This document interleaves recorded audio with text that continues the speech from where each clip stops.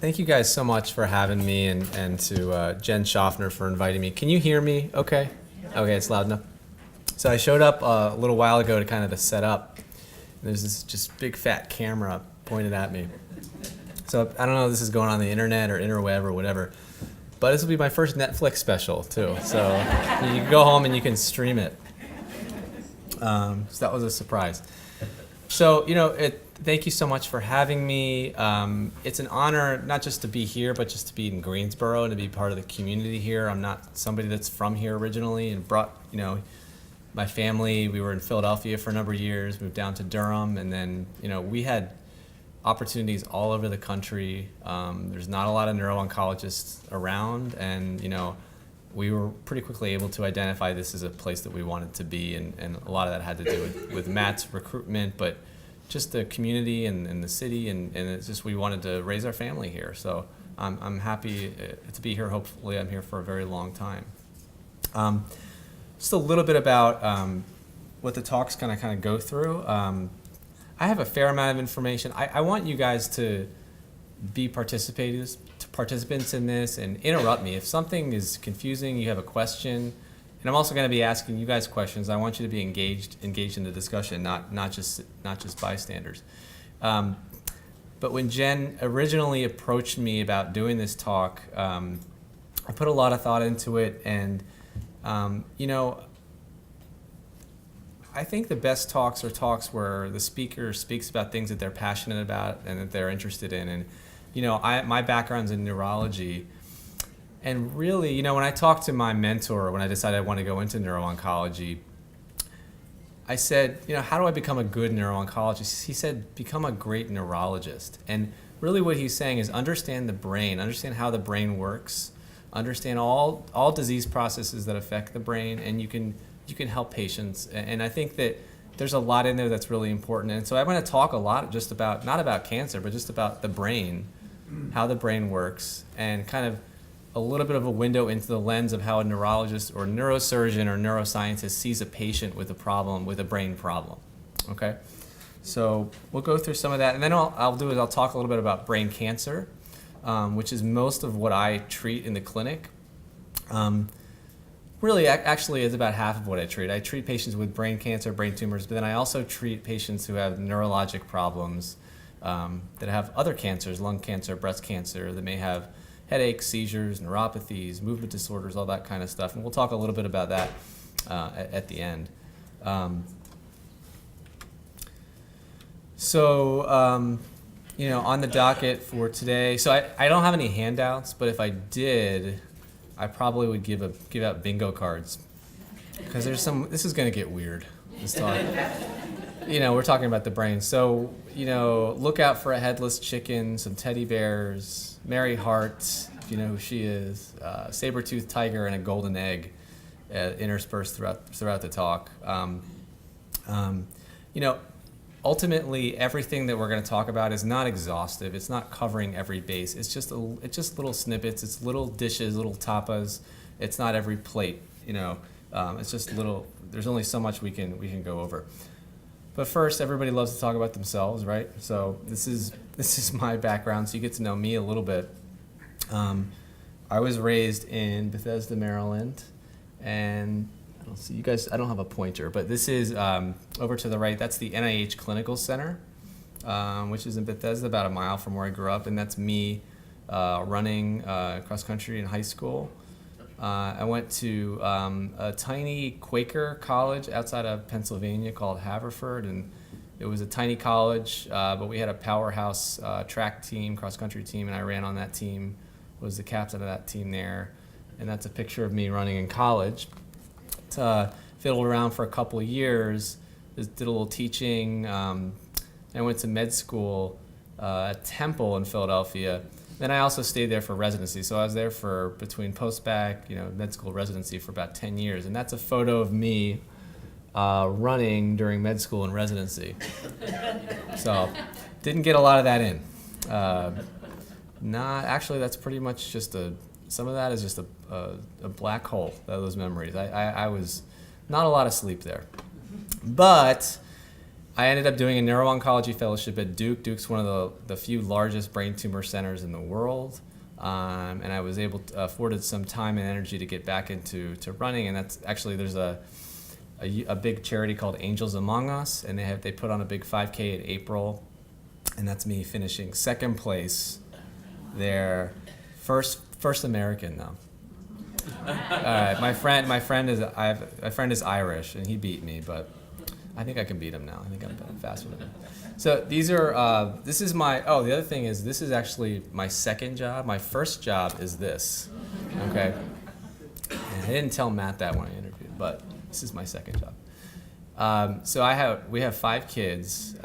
We had 5 kids in 5 years and 8 months, and the way you do that is twins, right? And twins at the end. So that's Seamus holding the football and Noreen next to him, and then there's a bunch of kids in there. I can get you their first names. Don't ask me their middle names. Don't ask me their birthdays. It's just not gonna be a good conversation. And you can spot a look of anguish in there somewhere if you look carefully, and that's pretty much the way it goes at our house a lot of times. But we chose to be here partly because of this is a great place to raise a family. So my mission here at Cone, first of all, is to really shepherd the population of primary brain tumors within Greensboro and the wider area. I see patients from High Point, Danville, Virginia, all over. And we'll talk a little bit more about what that means, a primary brain tumor versus a non-primary brain tumor. But that's my main mission. Those are patients that are my patients where I'm ordering the chemotherapy, I'm making the treatment decision plan for those patients, and that's kind of 1A. 1B is contributing to managing patients of other oncologists who have neurologic issues, okay? And really my practice is about half and half. Half of it is primary brain tumors, half of it is helping other patients with other neurologic issues. And so there's a good balance there to the practice. And I'm also, certainly participating in clinical trials and clinical research as well. So here's where I kind of want to get you guys involved a little bit, if you can, or up for it. What is the purpose of the brain? Anybody want to try to tackle that? There's no wrong answer. Well, there are wrong answers, but.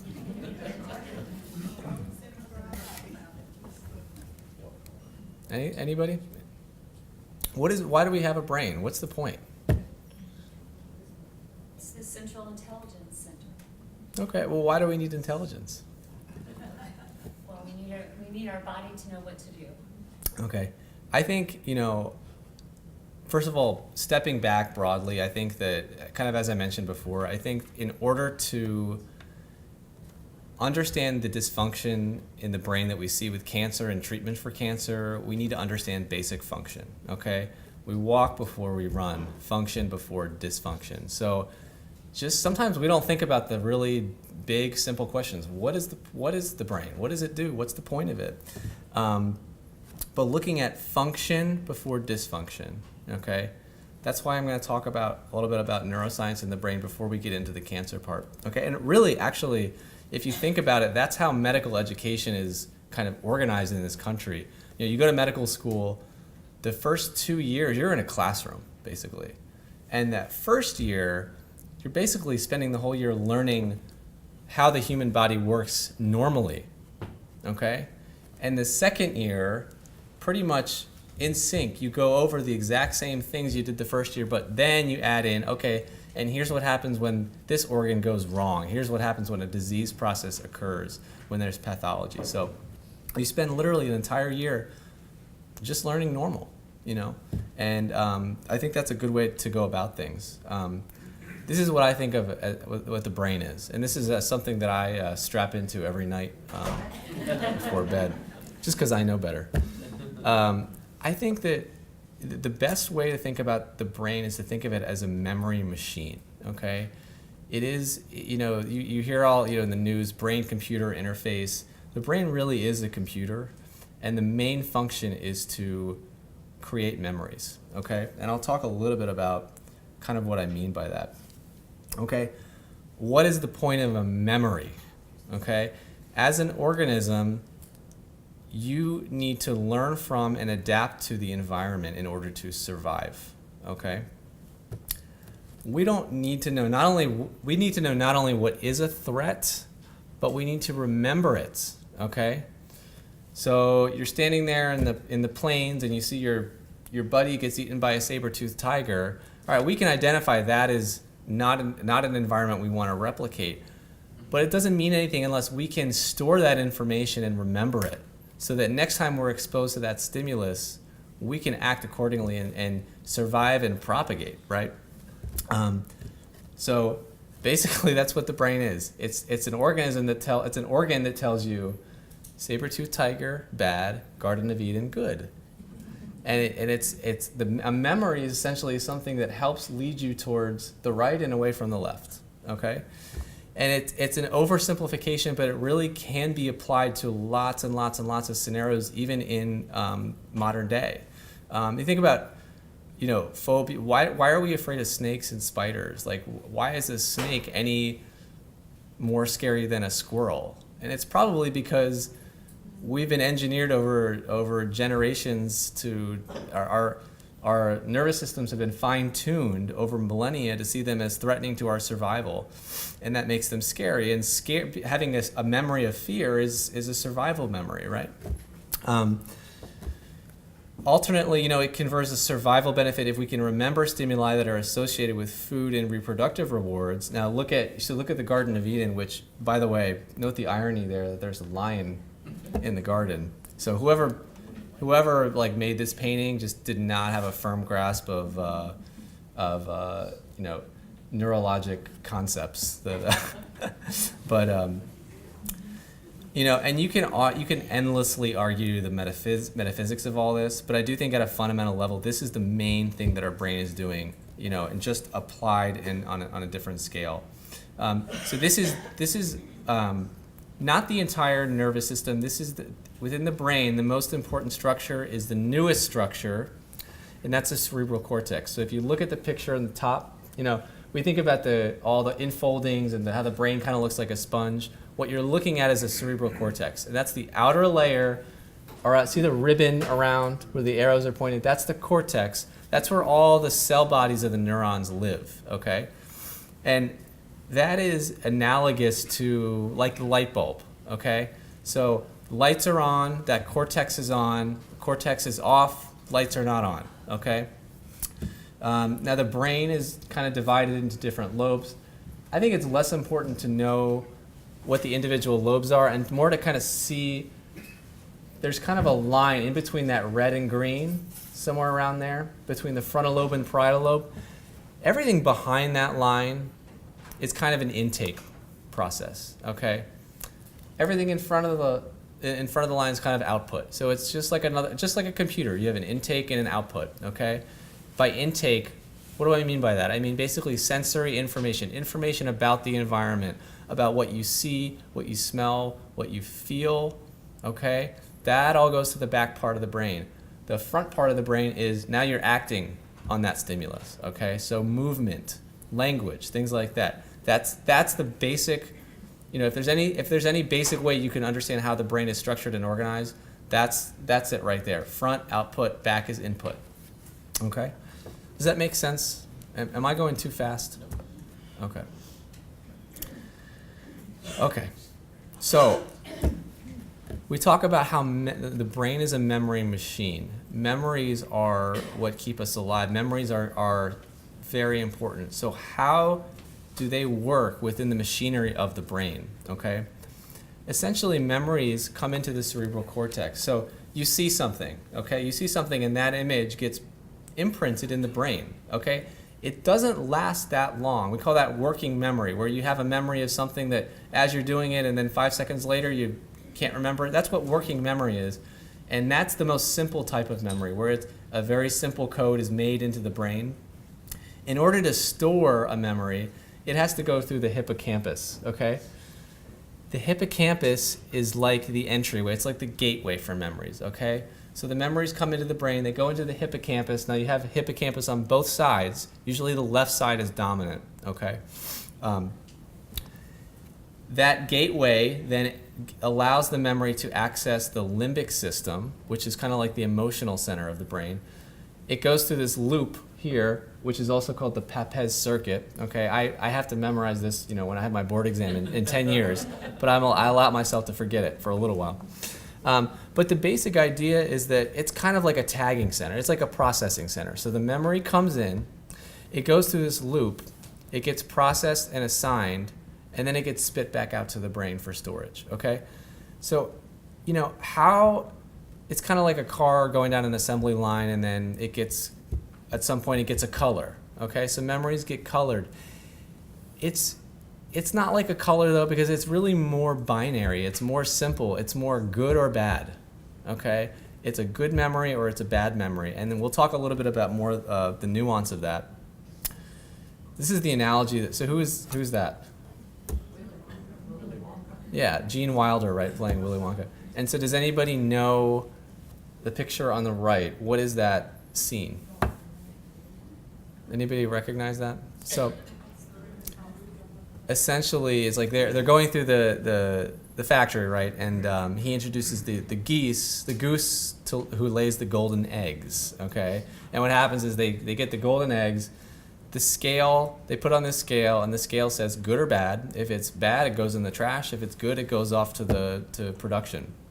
And I think one of the I forget the character who, like, one of the bratty girls jumps up on there, and the machine reads her as a bad egg, and then she gets shuttled off into what will later become a lawsuit for Willy Wonka, I'm sure, child abuse. But anyway, this is kind of like what's happening in the brain, right? We get memories, and they go through a tagging center, and they get assigned pretty much good or bad, okay? And how does that work in detail? Well, I'm really going deep into this now, all right?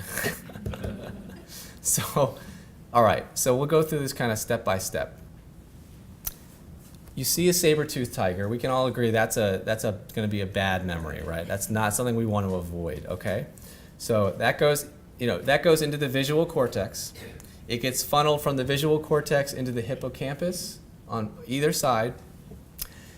That's the gateway. That's the gateway to the limbic system, which then it cycles through and gets tagged by various other organs, including the amygdala, okay? That gets labeled as essentially as bad and fearful, and that goes back to the hippocampus and then back to the brain. Okay, so we start and finish at the same point, but along the way we get processed, and that process is what helps us adapt and keep and identify something as a color, as a memory. Okay. So what happens next time is you see the tiger. And that's not what happens. You don't bleach your hair and put on a spray tan and leather pants, jump on a stage in Vegas and jump around. Unless you're making a lot of money, and then that is a good memory, right? The tiger. It's more like this. So this is I'm a runner, of course. This is Mo Farah, who's an Olympic champion from Great Britain, actually trained in the United States in Oregon. But so what happens now when you get re-exposed to that stimulus? There's not only a memory response, but there's also a coded in physiologic response, which is your heart rate goes up through the roof, your pupils dilate, your GI tract says we're done, okay, we're not moving, we're not dealing with it, we're not worried about eating, we're worried about getting the heck out of here, okay? And there's all kinds of physiologic changes that happen aside from just your physical memory that are wired into that response, okay? So what is it? We're not really dealing, with this scenario with lions and tigers, hopefully, now, right? Occasionally in the news you'll see a story, but what is a more apt analogy for the 21st century? It's really, what am I getting at here? What idea that's in pop culture am I trying to pop culture and medicine? It's on the what am I talking about with these pictures? Who said that? That's exactly right. Okay, so this is directly related to PTSD, which, believe me, we see. This is all kinds of people deal with this, so we see this all the time, not just in the psychiatrist's office. Okay. So what happens? You have a traumatic experience, and it goes through the same process. Now, the difference here is I put the 5 arrows in at the bottom.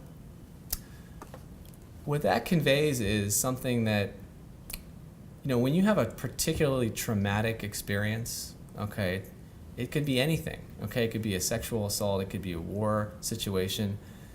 Not only does that memory get processed as bad, but it gets amplified and the volume gets turned up, okay? And when the volume gets turned up, the quality of that memory in storage becomes very, very, very high, okay? So you're going to remember you're going to remember what the air smelled like. You're going to remember who was there. You're going to remember everything about that circumstance. And the reason for that is because when that memory is being processed in the limbic system, it gets assigned, this is extremely important, and alarms go off, and that part of your brain makes sure that this is not forgotten, okay? And sometimes that becomes, essentially, like we said before, the whole point of this is to keep you alive and to avoid negative stimuli, right? But sometimes this becomes maladaptive, okay? So in the case of PTSD, you're re-exposed to stimulus, or you have a dream, or you're in the grocery store and somebody drops something and a loud noise goes off, you are brought back, and it's not something you're in control over. This is all basic neuroscience here, and it's lived out all the time here because of this, okay? Now this can work in the opposite direction too. I can tell you every detail. Oh, it is working, okay.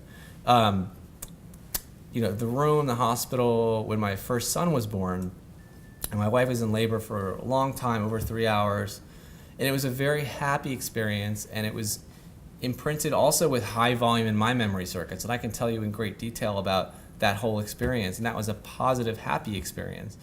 Now, the rest of the kids were just like, all right, let's get this kid out, and we got stuff to do. They all kind of run together after that. Actually,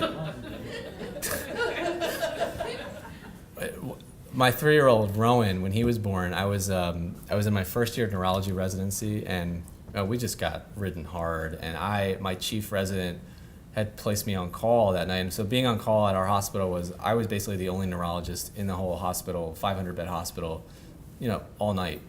And we worked 36 hours straight. I had to take call. So Rowan was born. I took call that night. I took call from the mommy baby room, the room that she was in, and I would wield a computer. Talk about trauma. That was, I think I'm the first person in history that actually had it harder than the wife who gave birth the night after. But we won't tell my wife that. So let's change gears a little bit and just talk about the structure of the brain. So we talked about the cortex. That's the outer layer. Okay, but the brain it's really part of a central nervous system, and it's not just the brain. You have the brain stem, which is the older bottom part of the brain. Okay, here, and the spinal cord. Okay, they're all connected. They're all really one organ. Okay, and they make up the central nervous system. Okay. All right, this is going to get a little yucky here. Hang tight. Okay. Has anybody heard of Mike the Headless Chicken? Anybody heard of that? Okay. So the story is, and let me pull up my cursor here. So in 1945, Farmer Lloyd Olson, also known as Farmer Lloyd, in Colorado, was planning to eat supper with his mother-in-law and was sent out to the yard by his wife to bring back a chicken. And he chose a 5.5-month-old chicken named Mike, and the axe removed the bulk of the head, missed the jugular vein, left one ear, left most of the brainstem intact. Now, due to his failed attempt to it gets sweet, hold on. And due to his failed attempt to behead Mike, the chicken was still able to maintain balance on a perch and walk clumsily. He attempted to preen, peck, food, and crow, though with some limited success. His crowing consisted of a gurgling sound made in his throat. And when the chicken didn't die, Olson, the farmer, instead decided to care for the bird, and he fed it a mixture of milk and water via an eyedropper and gave it small grains of corn and worms. Isn't that nice? He also brought it on tour, the magical headless chicken, and made a lot of money. So Farmer Lloyd wasn't a great farmer with the axe, but he was a pretty good marketer. Point being here, there's a lot of important function derived from non-brain, from the spinal cord and the brainstem. Okay, a lot of important function to the point where you can have an animal here that doesn't have a brain, literally, but is able to probably makes more money than I do, or I did in 1945. Isn't that referred to as the reptilian brain? Exactly. So, and what we're talking about is, layers of brain. We're talking about what is highly preserved and what's new. And the things that are highly preserved can get a lot done. Okay, so newborn babies are pretty much brainless. I'm allowed to say that. Lord knows I've been through it enough times, so I'm allowed to talk like that. No, but really, they when you see a newborn, okay, you think about last time you looked at a newborn and what they do, okay? You're not seeing brain function there, okay? You're seeing straight reflex, okay?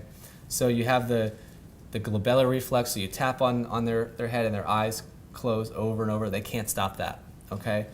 The rooting reflex, when when they're learning to look for the breast or the bottle, you touch the side of the face. This is all, and they look for that. That's all they're not consciously doing that. Their brain is not saying, oh, there's a finger there, let me try to bite it.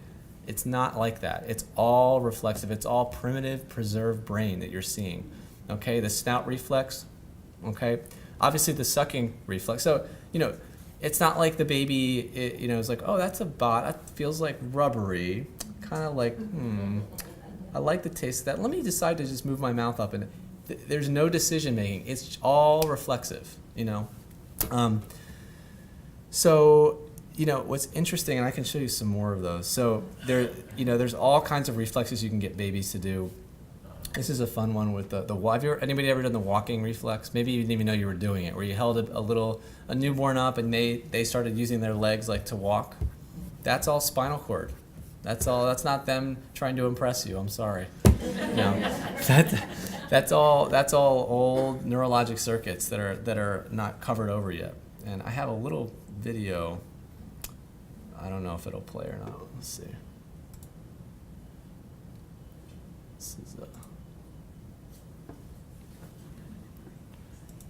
Anyway, I can't get it to pull up. That's okay. This is a little video of a baby doing the snout. So what is the snout reflex? So you place your finger to the lips and they make a little pouting like that.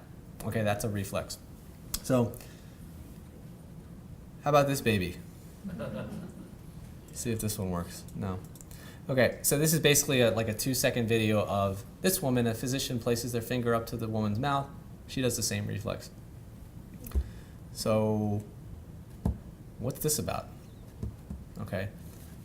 This tells you a lot, okay? So what this tells you is that these reflexes are there. They're there for all of us, okay?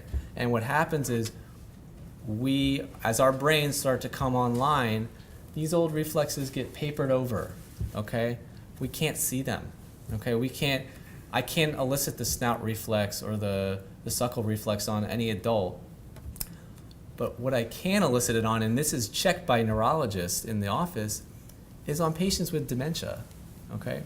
So anybody here have anybody in their family with Alzheimer's or any form of dementia? Okay. Depending on how advanced the dementia is, there's a good chance you can see these same reflexes. Okay, you can see the glabellar for sure. We check that routinely. Okay, sucking and snout and rooting. You can see them, and there's more than just this that you can check. And the reason is that it's an unraveling. It's like an onion. You're peeling off layers that used to be there that are no longer there, and what you're left with is what is highly preserved and what was there when you were born. And it really never goes away. It's always there. But we don't get to see it really except for really at the very beginning, and also in patients that have very diseased brains, specifically disease in the cerebral cortex, okay, like in Alzheimer's. All right. So this gentleman, this is C. Miller Fisher. He's kind of like the grandfather of neurology. He practiced at Mass General in Boston. He trained several of the physicians who trained me in residency, kind of like an NFL coaching tree. He trained so many people, and then they go off and train more people. When teaching students and residents, he famously said the above statement, which is that the best way to understand the brain is stroke by stroke. And that's because, how we learned about the brain from the beginning was really this way. I mean, there were no MRIs, right? There were no CT scans. You had a neurologic problem, you went and saw an old white guy with thick glasses, with a white coat and a reflex hammer, probably smoking a cigarette. I mean, C. Miller Fisher, he would have gotten fired so fast from he would spend 2 hours examining patients, 2 hours, and then he'd go take a nap in his office. Could you imagine the administrator? Dr. Fisher, not seeing that many patients and taking a nap on the job. Not exactly, but he's the most famous neurologist ever. But we learn not just by having these guys examine patients back in the day. But what they did was they examined and they documented very, very, very carefully. And then what? Then the patients died, and they looked at their brain in autopsy. Okay? So patients that had strokes, they had strokes. Now, stroke is a sudden neurologic deficit. So instantly you could see what the damaged part is, right? So, when those patients died, they got autopsied, and then the brain got looked at, and then they would correlate the lesion or the area of stroke in the brain that they saw on the autopsy to what happened in the patient could have been years ago, okay? And this is how we figured out how the brain works, basically, okay? And it's not that old science. I mean, we're talking 20th century, mid 20th century, okay? And honestly, in terms of clinically, they really didn't know what was going on, okay? Don't tell Dr. Katz that; he'll get really mad at me in Philadelphia. But and I'm not the sharpest doc in the house either. But at least I'm not worried about autopsies.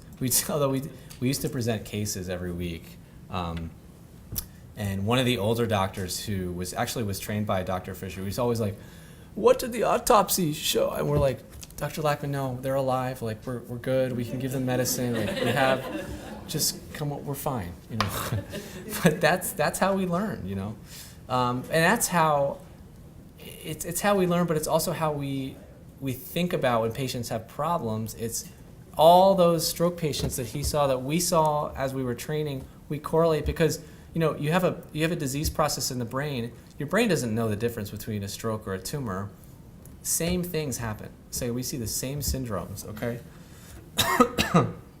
So I think a good starting point when talking about dysfunction in the brain is looking at movement, and that's one of the main things people think about when we talk about what the brain does. It makes you move, right? So the first thing will happen is a patient will say, I'm weak, okay?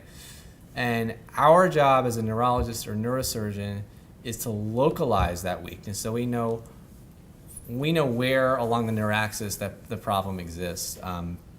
So let's say somebody has right leg weakness, okay?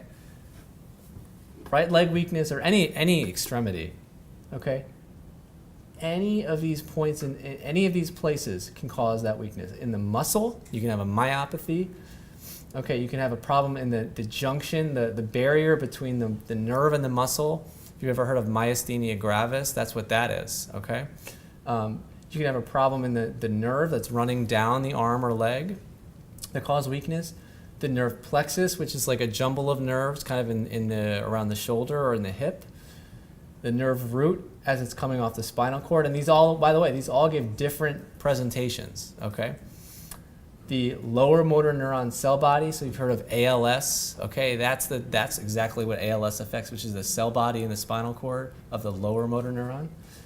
The spinal cord itself can give you weakness.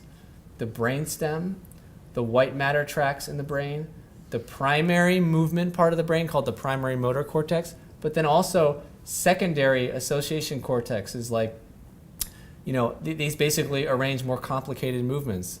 All these areas can cause weakness of the same part of the body, but they're going to look a little bit different, and the exam's going to be a little bit different. So that's the neat thing about neurology, is that we're able to localize a problem and focus a workup based on an exam.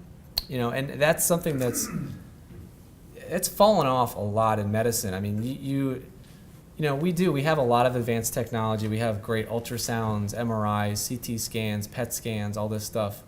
And what's happened is that the skill of examining patients has decayed a lot, okay? And part of it is because there's time crunch in the office, and part of it is because we're getting really good information from a lot of these tests, okay? In neurology, we still rely heavily on an exam, okay? This is a big, if it's 80-20, for most physicians, it's like 50-50 for us. About half of our decision making is based on, what our reflex hammer is telling us, or what, whether somebody has a pronator drift and what that looks like. So, this is something that, in my practice, this is really important, is getting patients examined really well. Okay, does that make sense? How else can we learn about the brain? It's, the same way that we look at a stroke. A stroke is we lose function in part of the brain. What if we took away the entire cerebral cortex? You turn the light bulb off, okay? You turn the light bulb off, and that could be from various things. It could be from medications, like anesthesia. It could be from a severe illness. It can be from a bleed in the head. What you get coma, okay? And we're talking about movement in the brain. Coma is actually a good starting point because it shows us what is left over, what is highly preserved, and what can help us to understand more commonly seen weakness patterns. First of all, what is a coma? A coma is a state defined by a patient who's not awake and lacks purposeful response to the environment, okay? Not awake, lacks purposeful response to the environment. I said purposeful. That don't mean no response. Okay, these patients move. Okay, anybody who's been around, and some people have had family members who have had severe brain injury, and you'll see your loved one move, and it's really upsetting, because is he waking up? Is he controlling that? What's going on? And the reality is that there's a lot of movements that happen even when the brain is shut off. Okay, and what we call that is posturing. Okay. And as we track damage further down into the brain, let's get my pointer over. As we go down the line there, the posturing changes as tracks get injured. We see older and older parts of the brain, okay?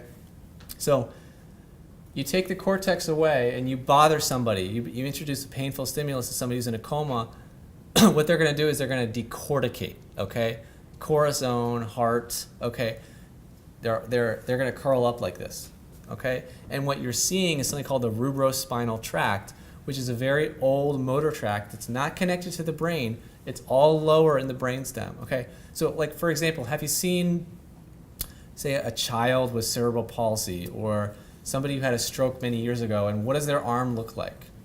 It's curled up like this, right? It's contracted. Okay, why is it contracted that way? What you're seeing is that decortication. You're seeing the rubrospinal tract is released. The same way that an Alzheimer's patient, those reflexes are uncovered. They're not papered over anymore. Somebody with damage to the motor tract, you're releasing these old fibers, these old tracts, and you're actually seeing them. And in a case of a contracture like that, it can become very debilitating. Okay, but we also look for this. Every single patient that I examine, I look for this. Okay, and I'll explain what that is. This is also supposed to be a video, but I can demonstrate it for you. What happens when there's an injury to the brain, to the motor system, specifically in the brain? We see a little bit of release of those old tracts, that decortication, that rubrospinal tract. And what happens is, we'll ask patients, and we'll do this, every patient just about. Hold your hands out in front of you like you're holding a big pizza box, is what I say usually. And then let's say somebody has a little bit of injury in the motor tract here, and there's going to be a little bit of weakness here. I might see nothing at all. Okay? Now part of the reason for that is this, putting your arms out and holding it out in front of you, It takes a lot of brain to do that, okay?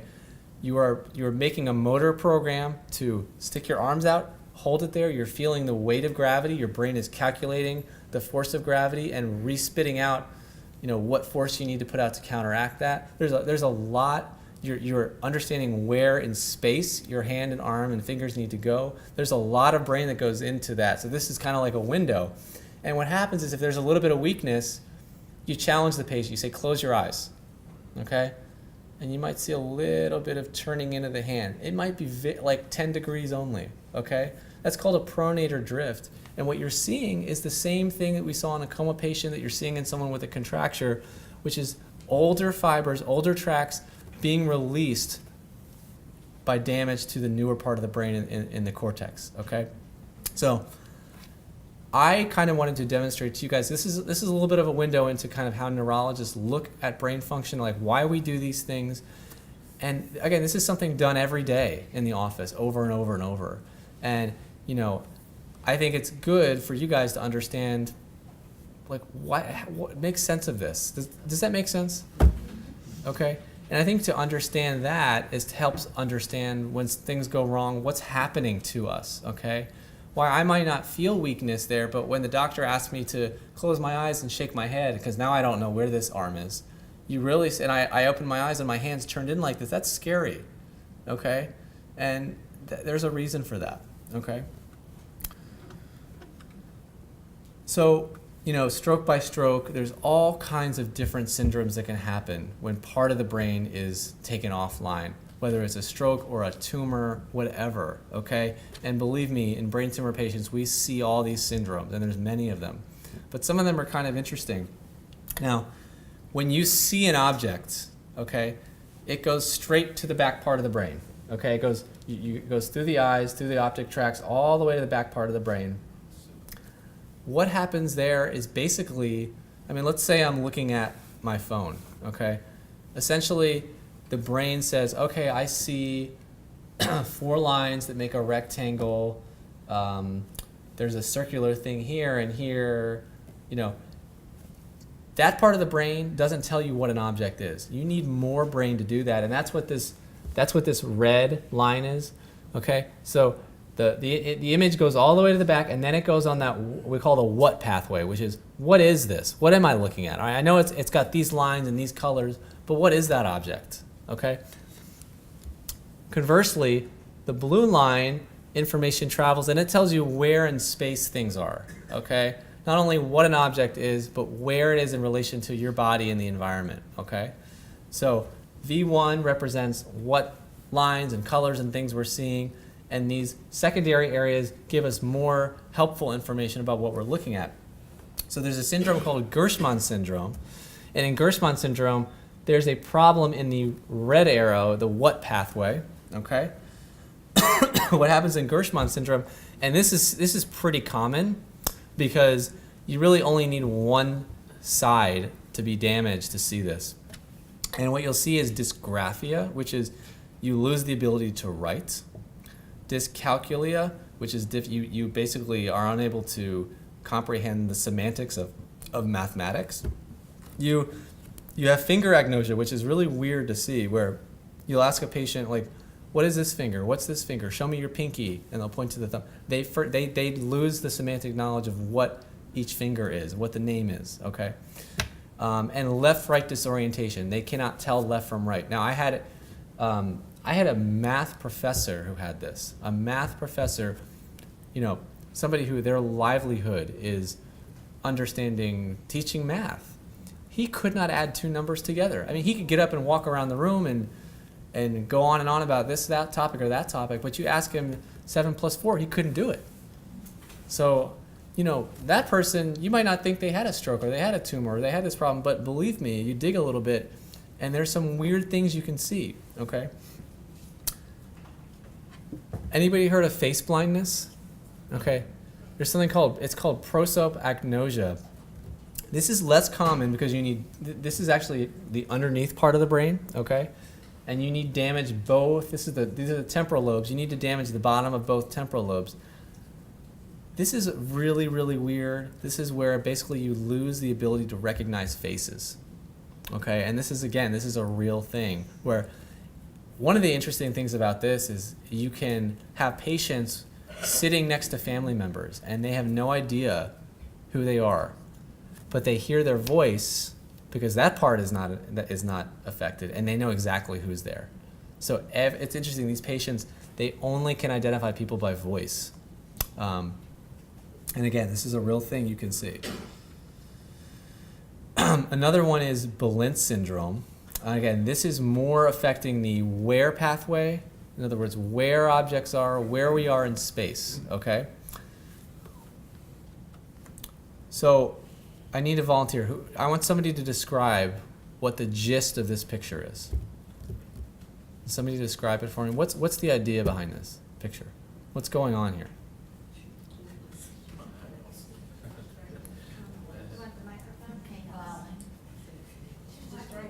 Yeah, exactly. So, congratulations.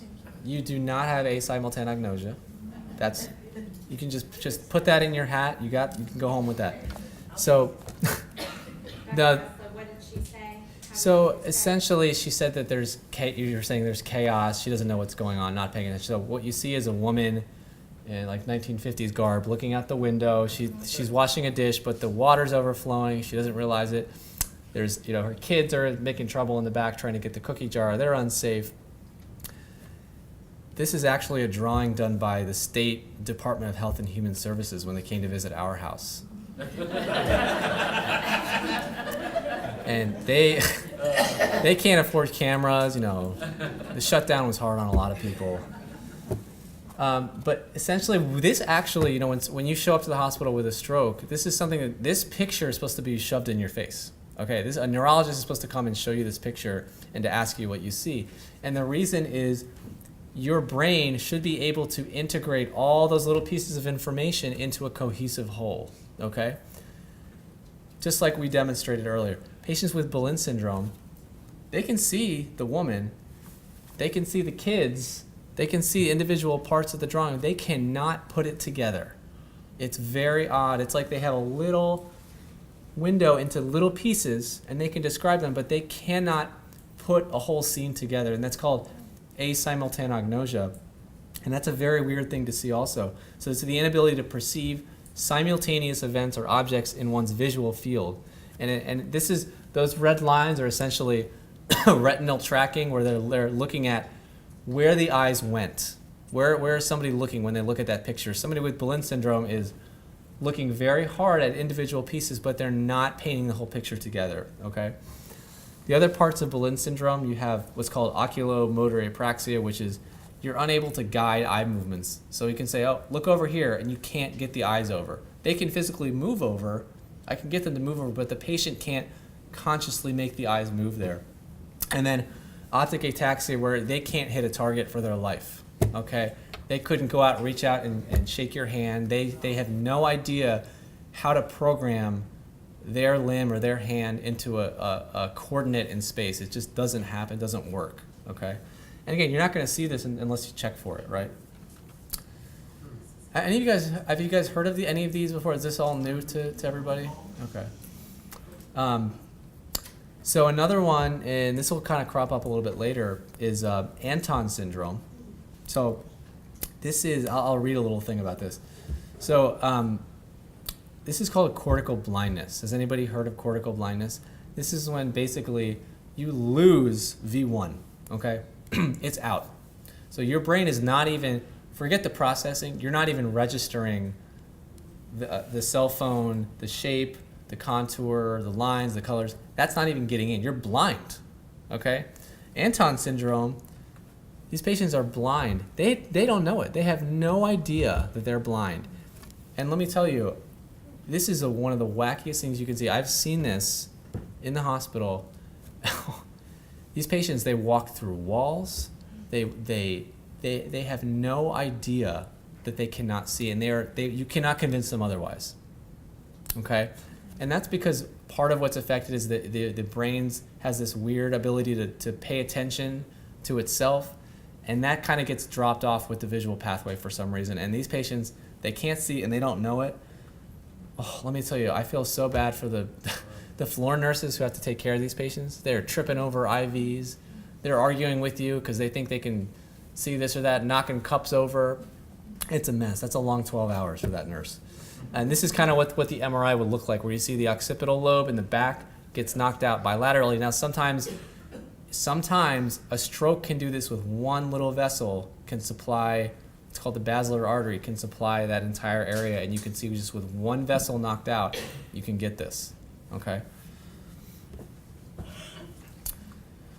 Okay, so let's talk a little bit about, I'm sure everybody's nice and confused now, all right? So let's shift gears a little bit and get into some dry sciencey stuff and just talk about brain cancer and brain tumors.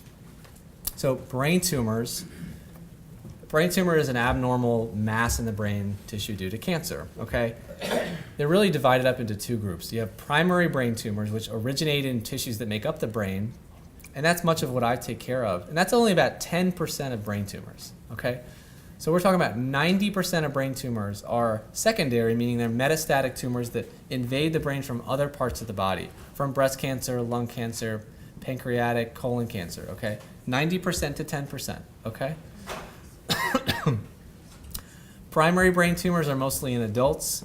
In adults, they're usually in the top part of the brain, in kids in the bottom part of the brain. Metastatic brain tumors, you know, they can be from lung, breast, kidney, GI tract. Melanoma is very common. They usually go to the top part of the brain, okay? And this is what a patient with metastatic brain tumors looks like on MRI. Those little white circles, those are cancer, okay?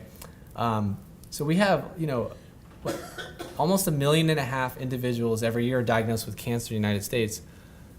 An astonishing percentage of those eventually, at some point in their disease, will have some involvement of the brain, okay? The numbers vary, but 20 to 30%, yeah, that's a lot, okay? They are also the most common neurologic complication of cancer, okay? So all the things that I treat in the clinic, you know, a lot of them are patients that have brain metastases, okay? And like we said, it's 10 times more common than primary brain tumors. And this is, the last point is really important. And, you know, we talked a little bit about med school and teaching and training. I will tell you that there is a stigma against patients that have cancer that spreads to the brain, that have brain metastases, that they're just gonna die, okay? Their, you know, average survival is a few months, whatever. And there's a lot of physicians that hold that belief wrongly. And it's something that you should be aware of.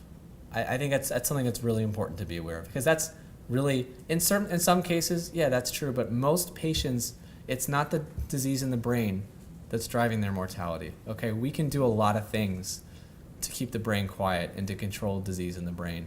And none of us who are treating these patients look at brain metastases and say, oh, that patient's just gonna die. That's just not the right way to look at this. And that's not the commonly held belief amongst a lot of physicians who don't know this, okay? And I think you guys need to know that and understand that. It's a common misconception.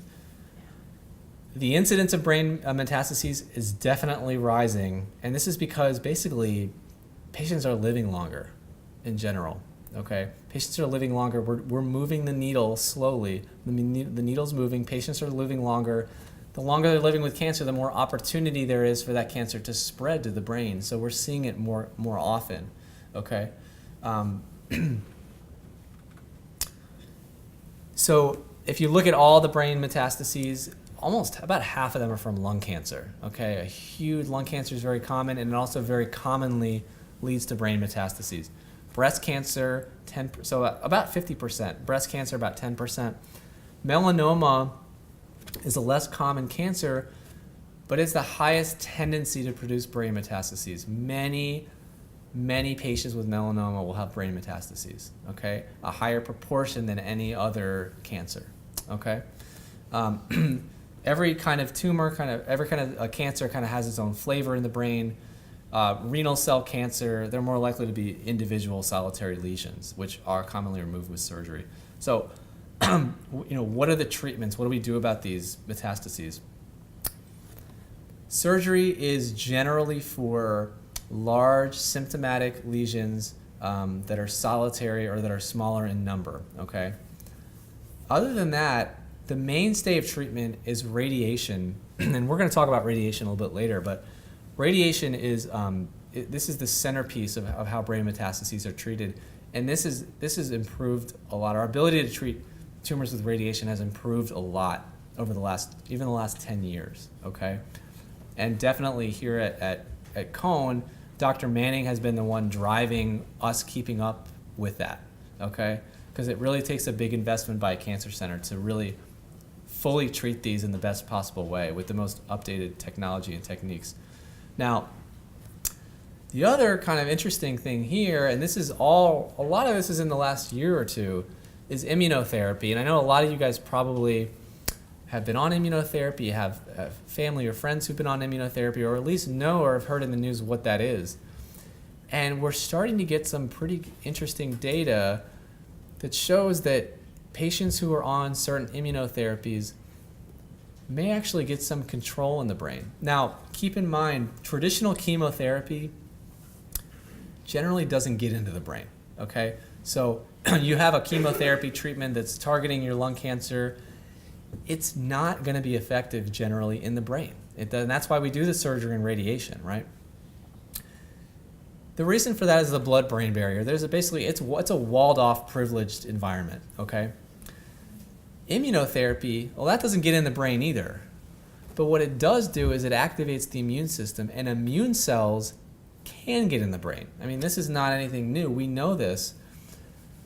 But until recently, we didn't realize that actually we can start to demonstrate some control in the brain just with immunotherapy without touching patients with radiation or surgery. And this is starting to leach out into the literature, and we're not really sure what to do with it yet, okay? But this is something that's becoming we have a tumor board, brain tumor board every week, and we're always, what is the patient on? If they're on immunotherapy, it changes a little bit now how we look at those patients, because we know that, well, maybe that tumor shrunk a little bit because of nivolumab, or this is like I said, a new thing that we're learning quickly about. But this is something I want you guys to be aware of, that it's not just surgery and radiation that we consider and we look at when it comes to treating these patients. So this is so we'll talk a little bit about primary brain tumors, and I won't go through all the sciencey stuff. This is basically, we like to think about cell of origin, okay? Where does a tumor come from? What cell did it come from? The brain very basically has two main types of cells. You have neurons. When we talk about the cortex, all these cells that connect to each other, that's what neurons are, okay? Glial cells form tumors generally, okay? So normally we get what's called gliomas, which are tumors from glial cells. Glial cells they're like the worker bees of the brain. They provide insulation around nerves. They provide structural support, scaffolding. They clean up messes. They do immune system things. And this is where we see most of the primary tumors come from, okay? So bird's eye view of primary brain tumors. On the left, okay, this is a pie chart of all brain tumors, malignant and non-malignant. The non-malignant ones are in blue. So you can see the most common is a non-malignant meningioma. And in red, that we have all the malignant. So malignant basically are, what do they mean by non-malignant? Essentially they mean a tumor that can pretty much be cured by being removed surgically, okay? Thank you. So if we take all the red ones over here on the left and make a separate pie chart just for the malignant ones, that's what you get over on the right, okay? So these are all the malignant brain tumors, and the most common one by far, and this is the bread and butter of any neuro-oncology practice, is glioblastoma, okay? So glioblastoma, that's the most common malignant brain tumor, okay? So this is kind of like, I used to go to like bar trivia night, and they used to hand out a piece of paper with a bunch of pictures on it. You have to figure out, name everybody and get points or whatever. So anybody, who knows, who are these people? Okay, John McCain. Who else? Ted Kennedy. Who else is up there? Bo Biden. Who said that? It's Bo Biden. I spent 10 years in Philadelphia, so that's Darren Dalton. He played for the Philadelphia Phillies. And then In the middle, that's Maria Menounos, who's a television personality. So what's the common thread here? What is between all these? They all, yeah, these are all patients who had have or had glioblastoma. And I believe Maria Menounos is still alive. The other patients are all deceased. A couple of these patients did pass through the institution that I trained at. Is that primarily in male? It is more common in men than women, yes. So a typical glioblastoma patient is mid-50s, early 60s male, okay? That's there. It's about 60-40, 65-35 men to women, yeah. So glioblastoma, we also call GBM, onset in the 6th to 8th decades. We're seeing it more in elderly patients as well. Prognosis is not great, okay?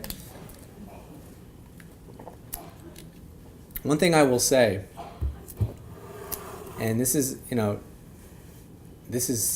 definitely something that is not done everywhere, but I strongly believe that these patients all deserve hope. All of them deserve hope. And I tell every patient that no matter how bad their tumor looks, I don't care what a study said. A study was done with 400 patients and how many of them died, because you're not a population. You're a person. And everybody's tumor is different. Everybody's body's different. Everybody handles this differently. And you know what? There are some people who live a long time. They're in the minority. But there's no reason for you not to at least have hope that you can be one of those patients. And that's something that is definitely missed. You go to I love the neurosurgeons I work with. Okay, I love them to death. You go in their office, they ain't saying that to you. Okay, they're basically, they're not following the patients. I'm following the patients, so I know better. But they're basically saying, I had patients at Duke all the time who came to me. They were like, my oncologist said just to get my affairs in order. And I wasn't okay with that, so I'm here. And we're like, okay, well, we're going to just see what we can do here, and don't get your affairs in order. Go live your life, and let's see if we can do something about this. So this is a drawing. I make this drawing in front of every patient that has GBM that comes into my office, okay? The cloud represents the tumor, okay? The dashed line around the cloud represents surgery, so first line is we need to try to remove the tumor surgically if we can, okay? So that tumor gets removed. That dashed line, that tumor gets cut out, okay? Then we go back over, okay? The second dashed line represents the area of radiation. So we're cutting the tumor out. We are going back in and scorching the earth with radiation, whatever's left over, okay? Why on earth are we then giving chemotherapy on top of that? That seems barbaric, okay? And the reason is that there are cells, tumor cells, that jailbreak. Okay, they get out. Those blue lines, there are cells that get out into the brain. Okay, it's an infiltrative tumor. The analogy that I use that the nurse I work with, Kim, just always laughs at me because it's like you say this like 10 times a day. It's like taking a bucket of black sand and a bucket of white sand. You pour them together. You call a surgeon and say, I need you to remove all the black sand. Okay? You can do a pretty good job. You can get most of it. But you can't remove every single grain, right? And that's kind of the idea here. We're going in, you can remove the tumor. We can radiate around it. You can't get every tumor cell. And that's why we give chemotherapy. Chemotherapy gets everywhere. Okay? We do give chemotherapy. Certain chemotherapies do get across the blood-brain barrier, and those are the ones that we give. And this is why, because we're putting patients through all this. Why are we then giving them chemotherapy? And that's the reason why, to treat the stragglers that were left behind. Okay, this is called the Stoop protocol. This is the main. I won't have to go through all this in detail. This is the main. The dashed lines represent days of radiation. So if you look, there's 6 times 5. So it's 6 weeks, Monday through Friday. You get radiation every day. The blue line represents the chemo. So you get a small dose of chemotherapy every day, including the weekends. So it's a 6-week treatment, radiation Monday through Friday. Chemotherapy we give every day. And the chemotherapy is a very low dose. And really the purpose of it is to amplify the effect of radiation, actually. Then we come back and give The dashed blue lines, those are the cycles of chemotherapy that we give. It's all oral chemotherapy, and we give it for 5 days, and then you get 23 days off, and repeat that in the cycle. This is the initial study from 2005 that established that protocol. Okay. So let's talk about graphs. You guys didn't realize you were going back to high school, did you? First I'm talking about headless chickens and then people with no faces, and now we're back in 11th grade. So I happen to think this is really important, and I don't know how many of you guys are you guys familiar with Kaplan-Meier curves? Okay. So, I think that anybody who's a cancer patient who's involved in what's going on in cancer care, but also families and caregivers who want to learn and understand about how new treatments are evaluated, this is essential to understand. Okay, this is like Exhibit A. Okay, any study you pick up in a medical journal having to do with cancer treatment, you can bet there will be a Kaplan-Meier curve in there. Okay, and it's likely to be the centerpiece of the study. What this curve looks like essentially will be the determinant of whether a treatment is given consideration for further study, or in some cases considered to be the new standard of care for treatment. Okay, and believe me, there are scientists and doctors who work their whole careers to get up on a podium like this one at a major meeting and to present a beautiful Kaplan-Meier curve. This is what the goal is. Okay, so how is this curve organized? On the bottom is the x-axis, okay? That's just time, okay? So as we go 0, 25, 50, it could be days or weeks, okay? So we're kind of marching along this from left to right in time, okay? The y-axis is percent of patients who are alive, okay? So essentially what happens is as we go from day 25 to day 50, etc., a smaller percentage of patients start to die and a smaller percentage are alive. So you can find out, okay, at day 50, trace the cursor, if I can get my cursor over there, you go to 50, go up, and you can see about 60% of patients who are on the blue line, the treatment line, are still alive. Whereas 80% of the patients who are on the control arm, yeah. I have a new bottle of water. Can we pass this down to the individual? She's got one. I have some, I'm sorry. Oh, okay. I Just want to make sure you're taken care of. Yeah, thank you, I got a tickle and then sometimes it's a little quit. Okay. Thank you. I'm sorry. And I warned you, this was dry. Okay?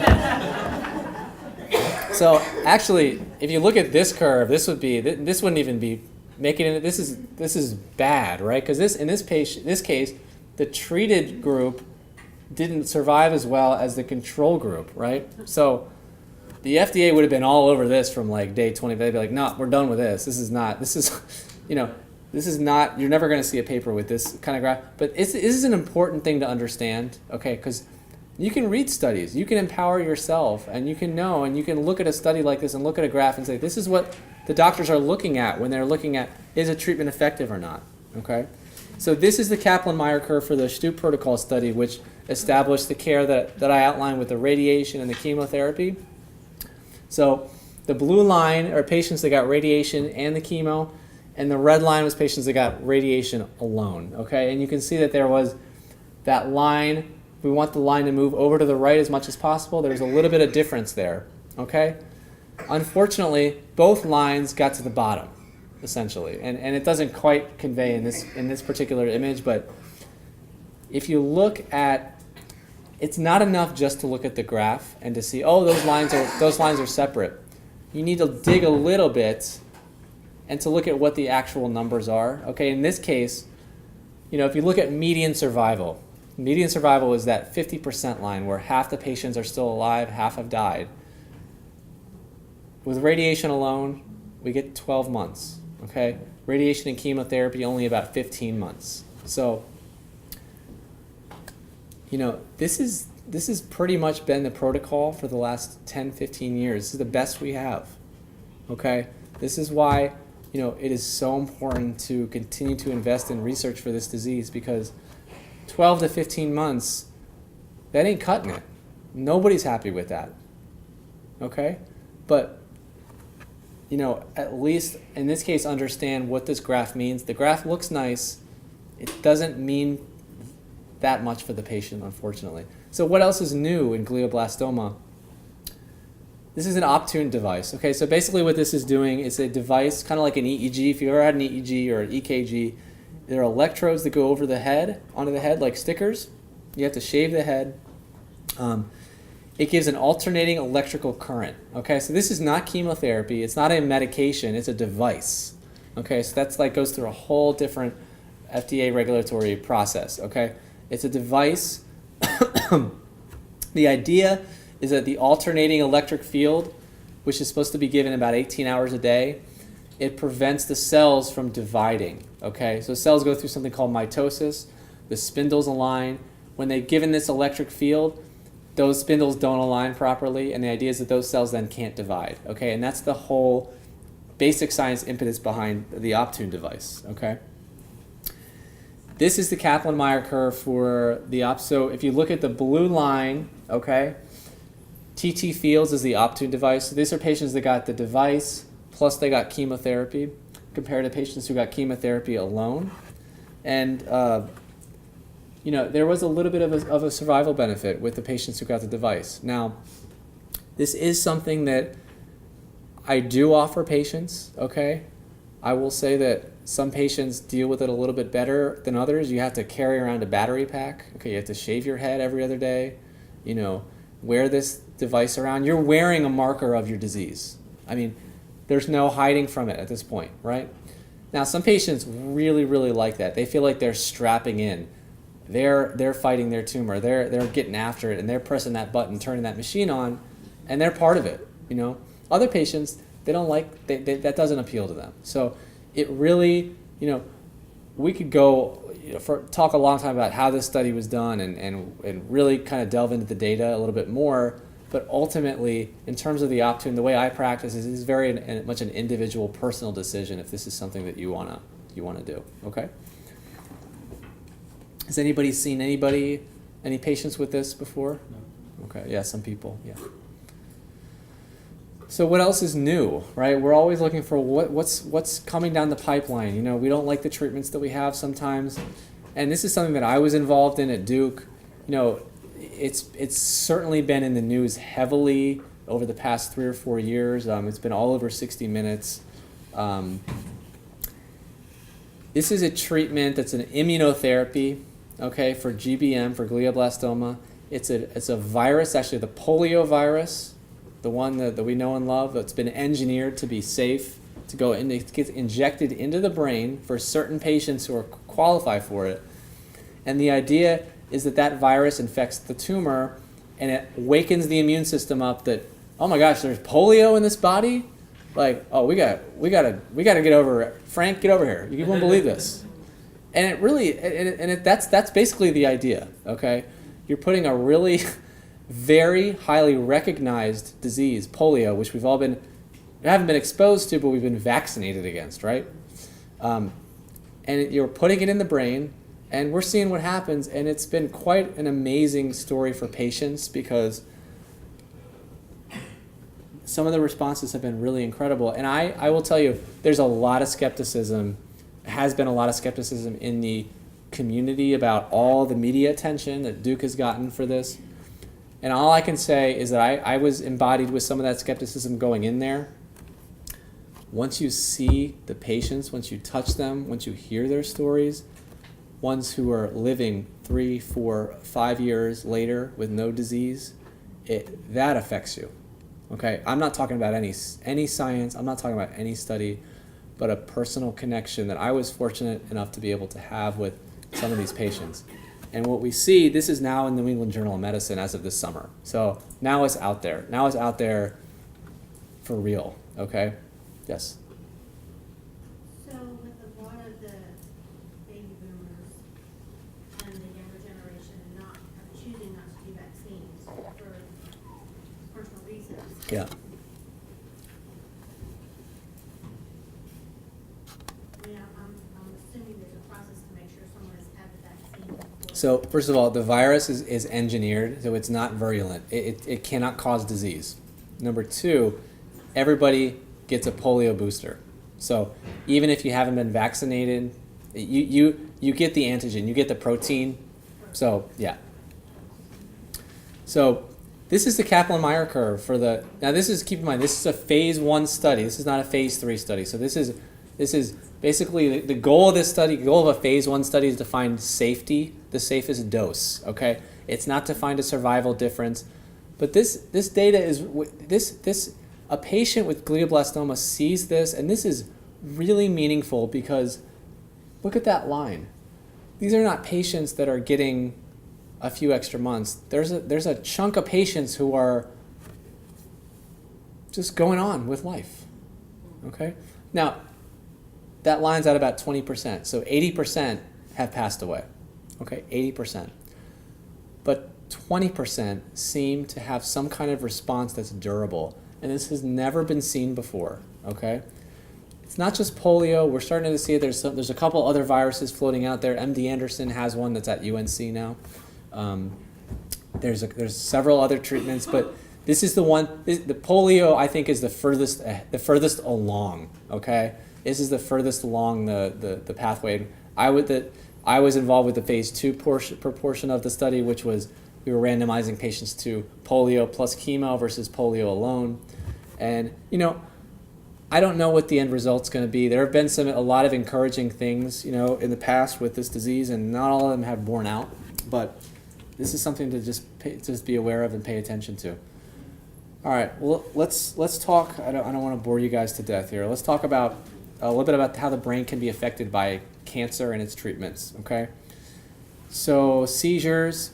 This is a tough thing to define. What a seizure is. This is probably the most common thing that I see in terms of a neurologic complication of cancer. Lots and lots of patients with seizures. Okay. What is a seizure? The International League Against Epilepsy definition is a transient occurrence of signs and symptoms due to abnormal, excessive, or synchronous neuronal. I can't even get through that. That's like, I mean, come on, right? Like, what I would say is that something weird happens suddenly. Okay, that's pretty much anybody who's been around patients or family, anybody who's had a seizure. It's just a weird thing that happens, and it's sometimes it's almost, I have patients that can't even describe it. And really what it is, it's like you think about a television screen, right? The television screen is on and it's communicating an idea to you. You're seeing somebody move or speak.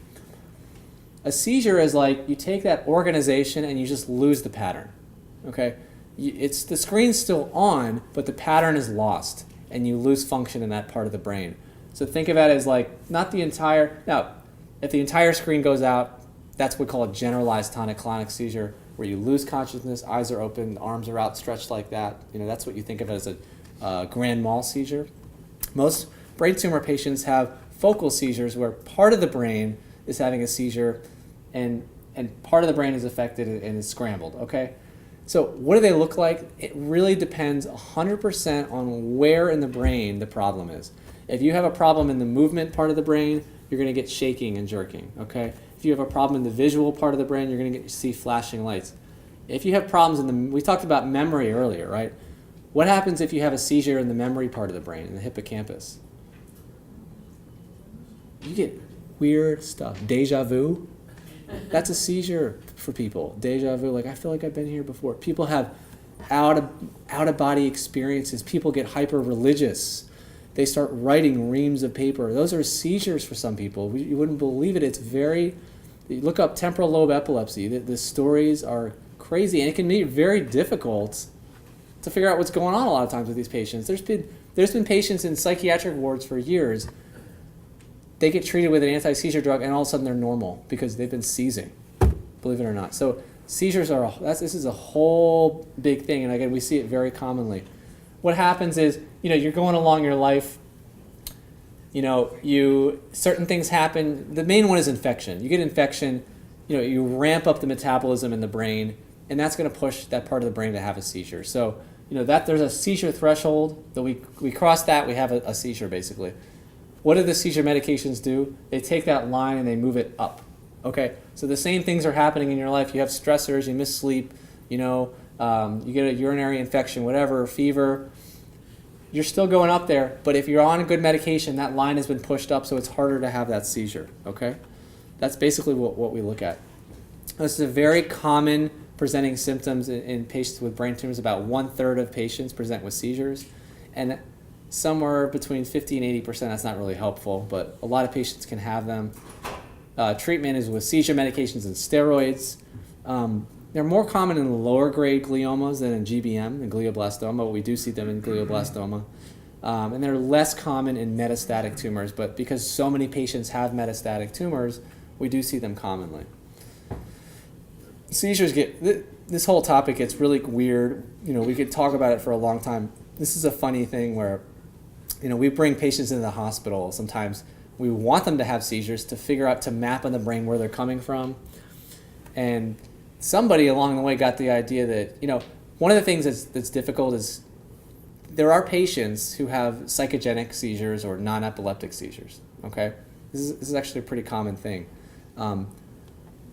Somebody got the idea that, well, patients that bring in a teddy bear when they come in the hospital, they're more likely to have psychogenic seizures. So there was a whole study done on this. It's called a teddy bear sign. Look it up on your own time. Won't go into it, but that's just kind of there's all kinds of weird things that us neurologists talk about. Mary Hart, anyone know who Mary Hart is? This is a famous case. Mary Hart is a television personality. She hosted Entertainment Tonight for many years. There's a patient who every time he heard Mary Hart's voice on the television got a seizure. And this is like this is documented. This is in the literature. This is like confirmed with EEG and all that. Okay? Called Mary Hart syndrome. Only person in the world who ever had Mary Hart syndrome, but it's a real thing. So sometimes people can get seizures triggered by certain flashing lights, things like that, and what our brain, because really our brain's being exposed to something particular, and it's just kind of tickling it just in that way that leads to the seizure happening. Okay? Altered mental status. This is a really, really, really common thing. A lot of times, this is kind of like for a busy neurology consult service, this is the main thing that we see. It's like we get a call, oh, Mr. Smith, I want to consult. What's going on with the patient? Altered mental status. And you're just like, okay. Sometimes it's like, is anybody normal in this freaking hospital? Everybody's confused. That's what it feels sometimes. One of the things that it's good to keep things simple when you're talking about approaching patients, approaching medical problems. So my chairman used to always ask the medical students this at the beginning of their rotations. How many ways can a person be altered? Okay? I don't know what the actual answer is, but here's a little tip. The answer is always 3. When any old doctor asks you how many something, just say 3, and you're looking really smart right there. Okay? Same thing for percentages. If somebody asks you, what percentage of patients have middle cerebral artery origin aneurysm? 20, or 50, or 70. Pick one of those 3, and you got a 1/3 chance to look really smart in front of them. All right? Little tricks of the trade. So there's 3 ways to be altered. Okay? So when you have somebody with altered mental status, the first thing we do is figure out which one of the 3 is it. Okay? The first one is drowsy. And that's what it sounds like. Patients will be arousable. You can get them to wake up, but they can't maintain their alertness. They're not attentive, okay? And what this implies is a problem in the body, okay? A problem with the kidneys, with the liver, with a medication that they're on, okay? The entire brain, the brain's normal, but the brain is kind of pickled, okay? Because you got that ammonia sent out from the liver, you got all kinds of metabolites from, it could be lung disease, whatever it is, there's low oxygen. The entire brain is under metabolic stress, and the entire brain isn't really working very well. And what you get is drowsiness, okay? And this is the most common type of altered mental status we see. And so normally what we do is we see these patients and we're just like, kick it down the road. Okay, internist, that's your problem. It's the body, not the brain. Brain's fine. The other way to be that we commonly see is wifty. Okay, a patient that's wifty is just somebody who's awake and alert, but the wires are crossed. Okay, there's something. There's really a disruption in memory circuits, like we talked about early. Memory, it keeps coming back. There's some problem and confusion there. Okay, this could be an error in sensory processing. Like, grandma thinks that the IV pole is Uncle Jim, who's been dead for 20 years. She sees that there's something there. And it's not a hallucination. It's that there's a problem in the processing of that sensory information, and that makes her wifty. She's not drowsy. She's awake, talking to you, but not quite right. We see this commonly. Those syndromes I showed you before, those are all kind of WIFT patients. Patients with language impairment, same thing. Okay, this is commonly seen in brain tumor patients because it implies a focal brain disruption, right? Whereas drowsiness implies something's going on systemically that's affecting the entire brain. This is more of a focal brain, and then part of the brain isn't working right, okay? And that's what patients look like. The other way is crazy, okay? So what is crazy? All right, crazy means a lot of different things depending on the context, but I think that for a neurologist, it's good to have a good solid definition of what your line is for crazy, because it's important to identify these patients, okay? And in my opinion, the definition of crazy is, are you a harm to yourself or to others? Okay? Are you a harm to yourself or to others? And neurologically, it implies damage to the frontal lobes. Okay? So we commonly see this with patients with tumors in the frontal lobe. Also with patients who have frontal lobe epilepsy, they have seizures from the frontal lobe. That part of the brain is just not working right. What happens then is we give them seizure medications. And the most common seizure medication we use is called Keppra. Keppra is wonderful. It doesn't mess with the liver, it doesn't interact with other drugs, but it has one problem. Okay, it makes you a jerk.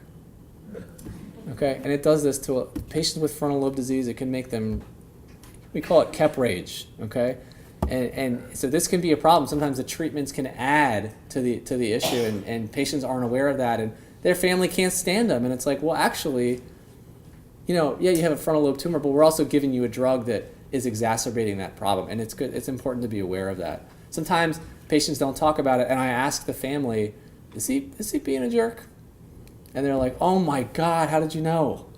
And it's like, all right, we need to change the drugs here.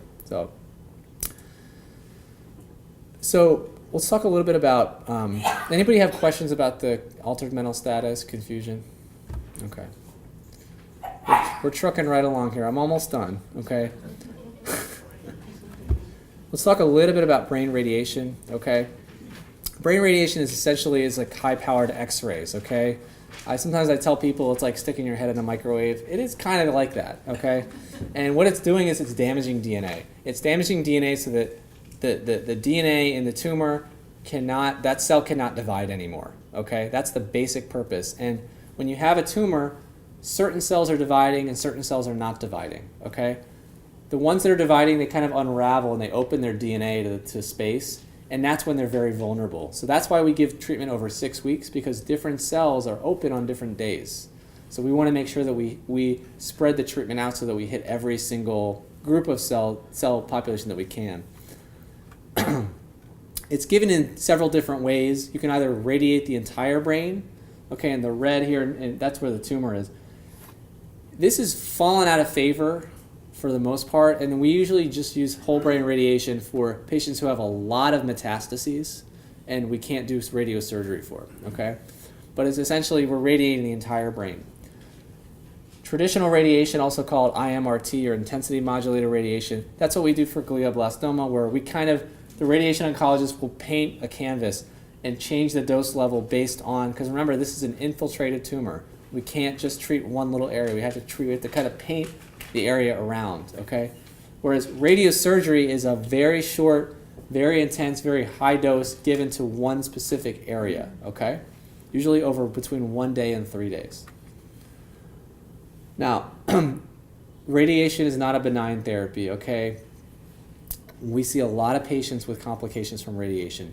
You can have, in the few days afterwards, you can have, swelling in the brain, you can have drowsiness, worsening of your existing neurologic issues, and that's because we're going in there and we're just stirring the pot up, we're getting things worked up in there, and sometimes patients can decompensate a little bit from that, okay?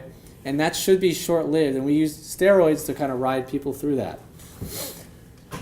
Then there's delayed issues with radiation, okay? And they're divided into two groups. You have early delayed encephalopathy or brain dysfunction. The patients will get a little somnolent. They'll have memory issues. That's a big thing, okay? And they also might have clinical worsening, weakness, numbness, whatever issues, neurologic issues they're having, they might be worse as well. Sometimes the MRI will look worse as well, even though and this is, we come into this issue all the time where the MRI looks worse, looks like the tumor's growing. It's not the tumor, it's the treatment. The treatment has caused inflammation, it's caused swelling, it's caused progression that's entirely due to the radiation and not due to the tumor. And sometimes it can take a long time to figure out which is which. Is it the tumor growing or is it the radiation causing problems? And that can lead to a lot of scary things for patients because they're not sure. We're not sure. Late delayed issues, so essentially his bottom line is the brain can kind of shrink, okay, over time. We're talking years down the road. You know, patients that are fortunate enough to live a long time with radiation, they will tell you, they will say that there is no way that their brain is working the way it was before. And this is a reality. This is what we have to deal with. And, you know, survivorship is becoming a really important part of cancer care. We need to learn better how to take care of patients who have these cognitive issues down the road, okay? Radiation necrosis is like I described before. It's an effect where the tumor looks like it's getting larger, but it's actually the treatment causing the enlargement, causing the tumor. It is a tumor. Patients are clinically getting worse. The MRI looks worse. For all intents and purposes, it's actually inflammation, okay? And it can be very difficult to tell the difference. We treat these with steroids, vitamin E, and bevacizumab, which is Avastin. That's an IV treatment, okay? This is a case of that. Actually, it's interesting. This patient presented with cortical blindness, okay? So this is a patient who presented blind and wasn't aware of it, okay? And this is just an example. This is a patient that I saw at Duke. These things happen, these syndromes they're not just interesting anecdotes. They're very common, you know. An important question, and I promise I'm almost done here. Is there anything we can do to prevent radiation injury? Okay? This is where a lot of research energy is going right now, okay? So one study which we looked at a drug called Namenda, or memantine, which is a drug we give sometimes for dementia. And we wanted to see if that drug could prevent cognitive dysfunction down the road in patients who had whole brain radiation. That's the Kaplan-Meier curve for survival, which you can see those lines overlap, so there's no survival difference between the patients that got the drug and that didn't. The primary outcome was delayed recall or memory at about 6 months. There really wasn't a significant difference between the two groups. Now, individual things like rate of decline in memory, processing speed actually were better with the drug. It's debatable whether this has become standard of care or not. We don't use it here. They weren't using it at Duke, but there are places that are giving Namenda to patients who are getting whole brain radiation. This is kind of hot off the presses. Okay, this is not published data yet. This was presented at the Society of Neuro-Oncology meeting in November in New Orleans. This study looked at, remember the hippocampus, the memory gateway? This study looked at, oh, did we lose the screen? Oh no. It's a seizure. Somebody was paying attention. Oh my God. You just made my day.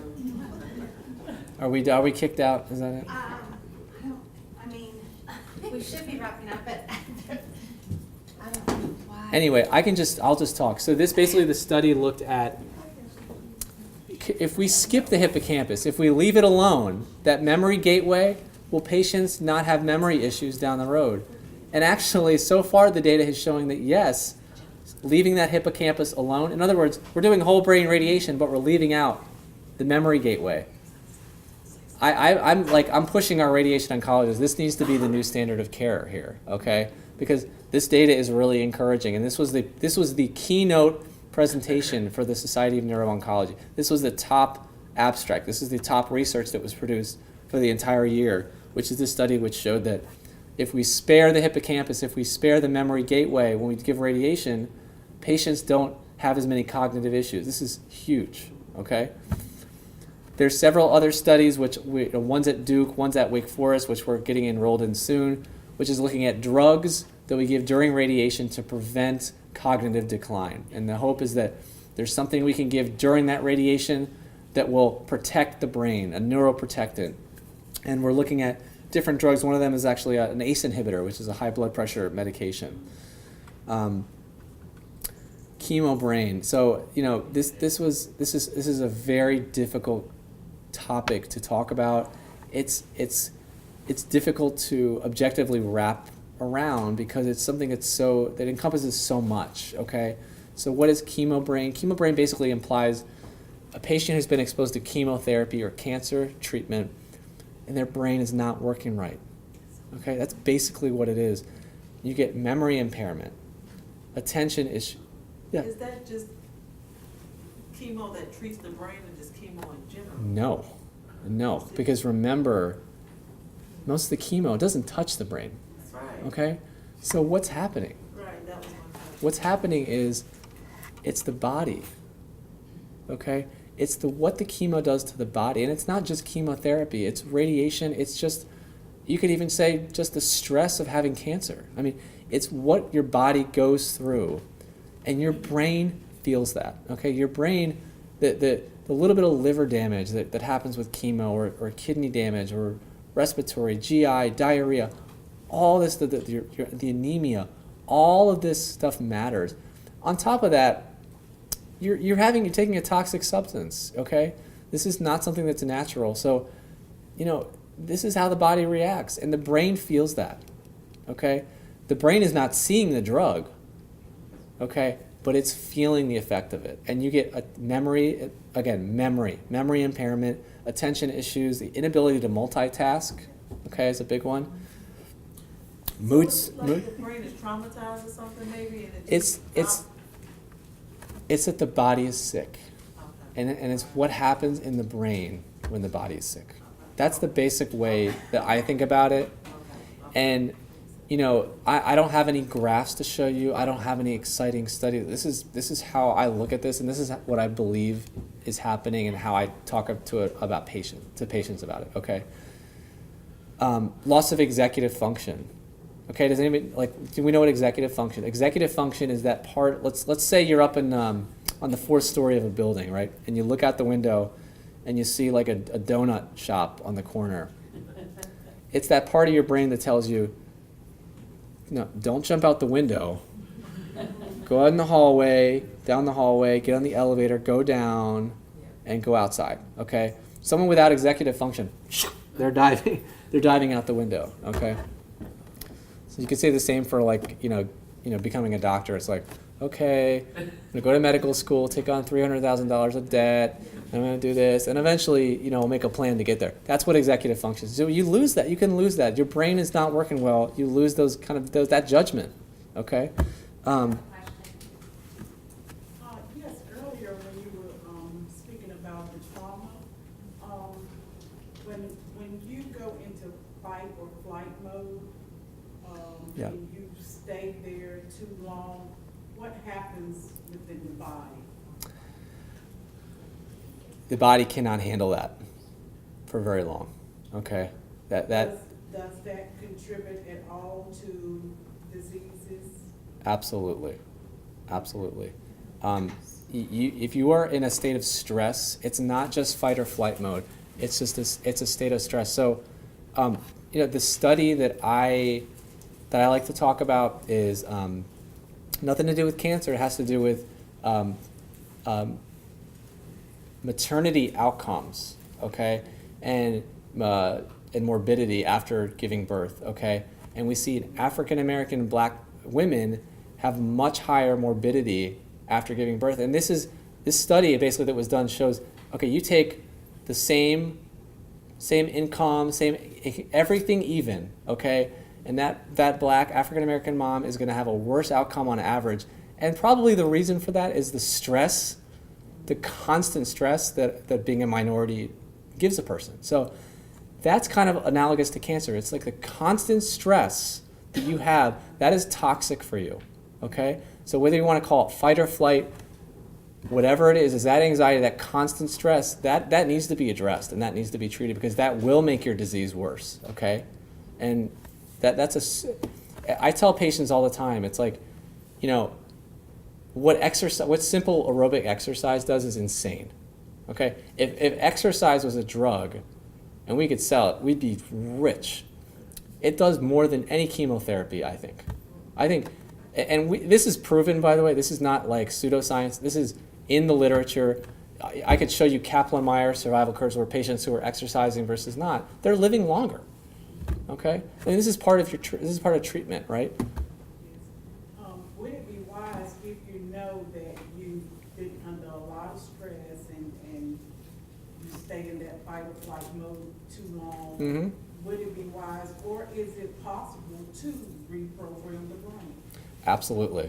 Absolutely. And that's another thing that I go into a lot with patients. Every single day, patients ask me, will I get better? Can I get better? And what I tell them is that the brain has something called plasticity. Plasticity is the ability to remodel. Okay? You can rewire circuits. When somebody has a stroke and we send them to rehab, say their right side is gone out, right? We are not rehabbing the muscles.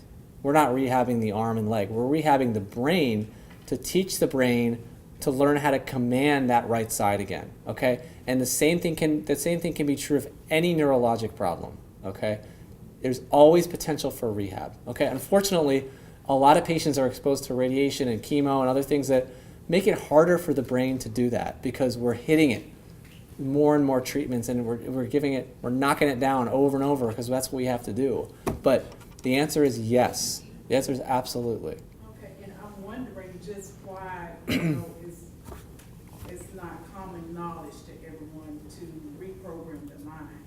And how? You know, Because it's a hard question to answer. I think it's a really good question. I think that we should be looking at patients like that, and I think that we should. That's certainly how I look at any neurologic problem. Is something there's always potential to improve it, especially in that first year.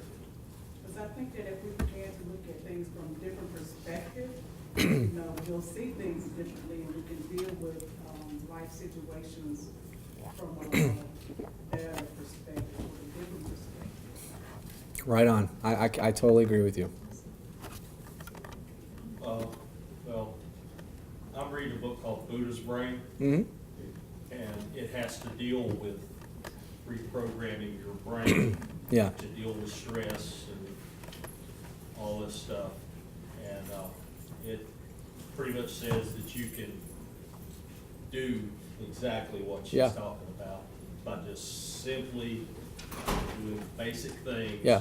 and setting aside 30 minutes a day and just doing it every day. And what you're describing is rehabilitation. That's what physical therapy does. That's what a rehab center. That's all. Whether it's a cognitive problem, a language problem, a movement problem, an anxiety, whatever the problem is, the brain can adapt to it. Older brains But don't. it explains what the brain does Right. when it's resetting. What's it called? Buddha's brain. Buddha's Brain. I'll take a look at that.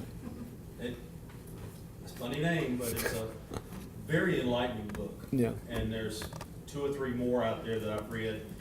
I read the very first book I read. I can't remember the name of it, but it all had to do with the clinical, how the brain works. Somebody have a question here? So my primary objective in being here tonight, and I think maybe some of the rest of us, because I know there's a lot of us in here that have had breast cancer. Mm-hmm. So you've addressed the fact that I believe it was 10% mets to the brain. So you've kind of addressed that and how that is addressed. You've kind of superficially touched on the chemo brain Yeah. concept. And I think that's one of my big focuses, Mhm. is the chemo brain.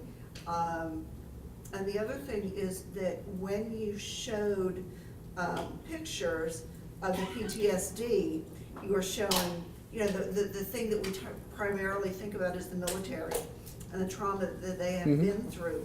But I think as a cancer patient, we also have experienced PTSD as well. You know, and we're talking about retraining our brain and, you know, those are just kind of things that are in my- Absolutely, and that's why, you know, the military example is because that's in pop culture, that's what people immediately think of. But it's not, believe me, like I said, patients I see are not military patients. I see a lot of patients with PTSD. So it comes in all kinds of different flavors, and it's again, it all has to do with memory and your exposure, and it's not just, I didn't mean in any way to just say it was No. just, but It's absolutely. just how do we deal with all of that, you know? How do we, as cancer patients, first of all, we do have the chemo burden, we have the memory Yep. concerns. And, you know, that is huge, and, you know, I practiced on a professional level, at a very high level of cognition, which I can no longer do. Yeah, Um, sure. The PTSD, I feel that hugely. Yeah. And, you know, what are we doing about this? How do we deal with this? Now, Wow. do you have any recommendations for what we can do as patients? Well, I think that, first of all, you know, I am not directly addressing this problem in my practice in terms of like I would, if that was apparent, I would immediately get help for that patient, like in your line of work. Okay, that's the first thing I would do. But I think the most important thing is to, at least at the beginning, acknowledge that it exists, and to educate on why it's there, and that it's okay. It's normal. It's not your fault. It's not your fault. This is how your brain is wired. Your brain is wired to respond and adapt in this way. And it's not something that's wrong with you. This is normal. This is a normal response to a trauma. Because a lot of times patients feel embarrassed or they feel ashamed about the way their brain is working, or they've changed. And I tell people, look at what we've done to you. We have fried your brain with radiation. We've given you toxic chemotherapy, all in good spirits, but this is not benign stuff. And there's no way to go through that and to be normal. I'm just sorry, there's just no, and if you feel normal, that's great, but the reality is almost nobody feels normal. And it's okay. Yeah, we should do something about it, and I wish I had great, wonderful, eloquent answers for exactly what to do. I can't sit here and say that I know exactly what to do. You know, there are certain drugs we can try, and certainly referring people for counseling and all that, but yeah, are we doing a great job? Probably not. But the point that I at least try to get to is on making somebody understand that don't be hard on yourself. Don't feel bad about this. This is normal. Well, I think one of the points that you made that I was not aware of is that I actually did not even think about the fact that the chemotherapy did not pass through the brain, the blood-brain Yeah. barrier.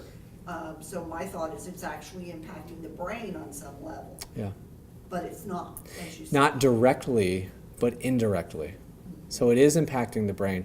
Just like those patients with drowsiness, the brain, there's nothing wrong with the brain, but there's something wrong with the body, and if those metabolites, that all that stuff affects the brain. Okay? So that's kind of the idea behind it. Well, the other piece of it also is that the minute you are diagnosed with cancer, and I would imagine any kind of cancer, you go into that physiological stress response. And so you're in the middle of that, and then you pile on the chemotherapy and the radiation. Exactly. And why do cancer patients get clots? They get clots because of physiologically their body is under attack, okay? And what happens is you get acute phase reactants, and those lead to hypercoagulability. Even if you feel chipper and wonderful, you get a blood clot in the leg, there is something going on in the body, and it will find a way to show itself. So absolutely, yeah. Me? So yeah. Sorry. I've battled this chemo fog and chemo Yeah. brain thing as well. And my doctor is Dr. Gudina, and I was talking to him about it, and he suggested, and this was a year ago, to go online and join Lumosity.com. Yeah. Brain games. Yeah. And I'll be honest, I don't know if it's really helped. Yeah. But at least I see myself improving and getting Yeah. better at these games. And it's all sorts of cognitive memory, attention. Yeah. And they send you a workout every day. And I can see how people can kind of get addicted to video games now. You're doing your own rehab. That's what you're doing. But it's- That's exactly what you're doing. I Yeah. would encourage that, at least give it a try. Yeah. even like crosswords, puzzles, anything that you're.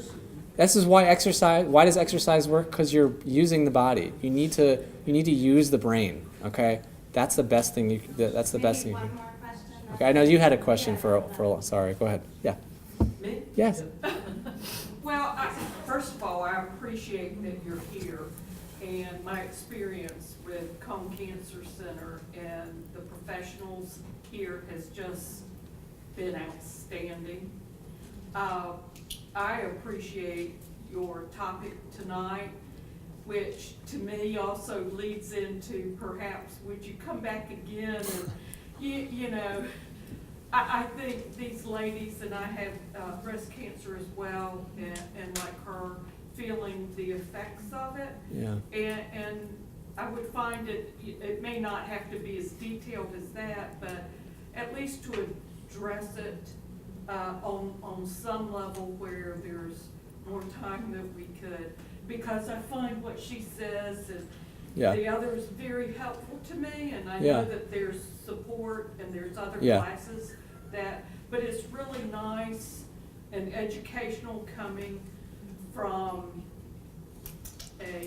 see, I lose my Yeah. words, but an authority, if you will, like yourself, and in this environment I find very helpful, and it encourages me to the exercise part of it. Yeah. And I can really feel physically Yeah.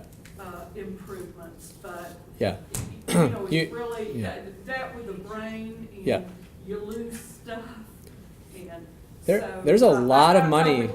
I would just say it would be really. Sure, I'm thrilled to be here, and I probably went down some rabbit holes or whatever, but that's just kind of the way I work. But there's a lot of money right now in research into exercise and cancer, a lot. In fact, this is a hot area, and there's something there. Okay, this is not something that just feel good about yourself. I believe that you are treating the disease. I really believe that by exercise. I really do believe that, and there's good data to back that up. So, yeah. Thank you. Can I just recommend one thing that I found very helpful is dancing? Seriously, tap dancing, it uses your mind, A lot of brain. body. Yeah. It helps your brain remember what you're supposed to do. That's been very beneficial. There's a dancing uses a ton of brain. Absolutely, yeah. All right. Thank you guys.